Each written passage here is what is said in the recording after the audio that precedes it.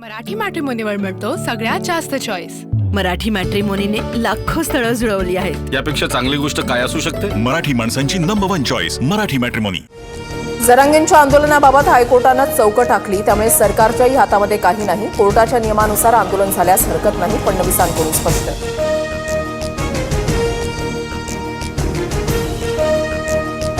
आमच्यासाठी जरांगेंचं आंदोलन राजकीय नाही, काही राजकीय पक्षांकडून जरांगेंच्या खांद्यावर बंदूक ठेवून फायदा घेण्याचा प्रयत्न, पण त्यांचं नुकसानच होईल। फडणवीसांचा रोख कुणाकडे?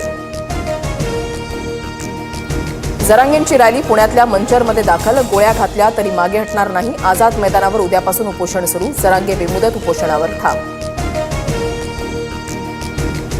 मराठा समाजाचे प्रश्न आम्हीच सोडवले आणि पुढेही आम्हीच सोडवणार, मराठा ओबीसी समाजावर अन्याय होऊ देणार नाही, मुख्यमंत्री फडणवीसांची ग्वाही।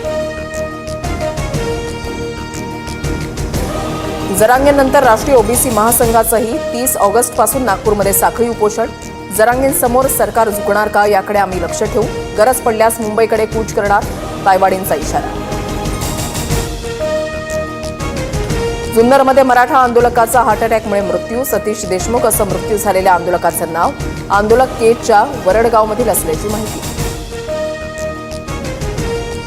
सरकार आधीपासूनच चर्चेसाठी तयार, मनोज जरांगे मुंबईमध्ये आल्यावर चर्चा करणार, विखे पाटलांची माहिती। आंदोलनाला एका दिवसाची परवानगी म्हणजे मराठ्यांची चेष्टा, मराठा समाजाचा अपमान करू नका, मागण्या मान्य होईपर्यंत परवानगी द्या, जरांगेंचं वक्तव्य। मुख्यमंत्री फडणवीसांनी संयमानं शब्दाला जागून जरांगेंच्या मागण्या पूर्ण कराव्यात, फडणवीसांनी आंदोलकांशी चर्चा करावी, संजय राऊतांची मागणी। पुन्हा पुन्हा मराठ्यांच्या नाराजीची लाट फडणवीसांच्या विरोधात गेल्यास ती त्यांचं राजकीय करिअर बर्बाद करणारी असेल, जरांगेंचा इशारा। शक्तीपीठ महामार्गाच्या भूसंपादनाचा आदेश पारित, कोल्हापूरला भूसंपादनाच्या आदेशातून वगळलं, वर्धा ते सांगली जिल्ह्यापर्यंतच्या भूसंपादनाला मान्यता। इंग्रजी शिकलो म्हणून माझ्या हिंदुत्वामध्ये काही फरक पडला नाही, प्रत्येक भाषेमध्ये एक चांगली परंपरा, मग भाषा शिकायला काय अडचण, संघप्रमुख मोहन भागवतांची भूमिका।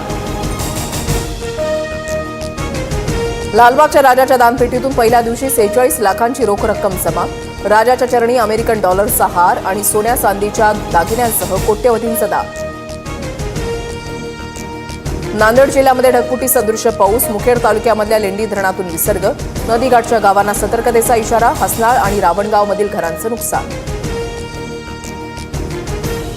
लातूर जिल्ह्यामध्ये ढगफुटी सदृश्य पाऊस, वडवळमध्ये ओढ्याचं पाणी घरामध्ये शिरल्यानं संसार उपयोगी वस्तूंचं नुकसान। जाहिराबाद ते परभणी महामार्गाच्या कामासाठी जागोजागी रस्ता खोदल्यानं ओढ्याचं पाणी नागरी वस्ती।